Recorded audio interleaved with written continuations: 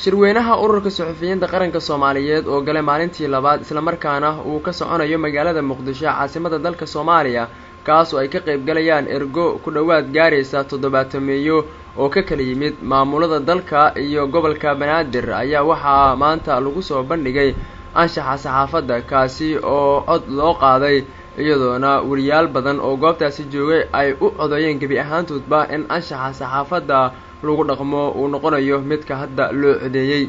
dhinaca kale waxaa la sameeyay guddiga doorashada ee ururka suxufiyiinta qaranka Soomaaliyeed iyadoona guddigaasi ay ka kooban yihiin 7 xubnood oo ka kala yimid maamulada dalka iyo gobolka Banaadir halka 5 xubnood ay ka yimaadeen maamulada dalka labana ay ka yimaadeen gobolka Banaadir sidoo kale waxaa soo jeedin loo sameeyay in la bedelo magaca suxufiyiinta Soomaaliyeed iyada oo magaca suxufiyiinta Soomaaliyeed ee nusaj la bedelayo ayaa waxaa cod gacantaaga loo qaaday in la bedelo kaasi oo dhibaato noqday iyadoona soo jeedinta dadka soo jeedinay ay ku sheegeen in ururka suxufiyiinta magacooda nusaj lagu dhibaateeyo wariyaasha isla markaana koox gaar ah oo magacaasi dibadda ku isticmaasha ay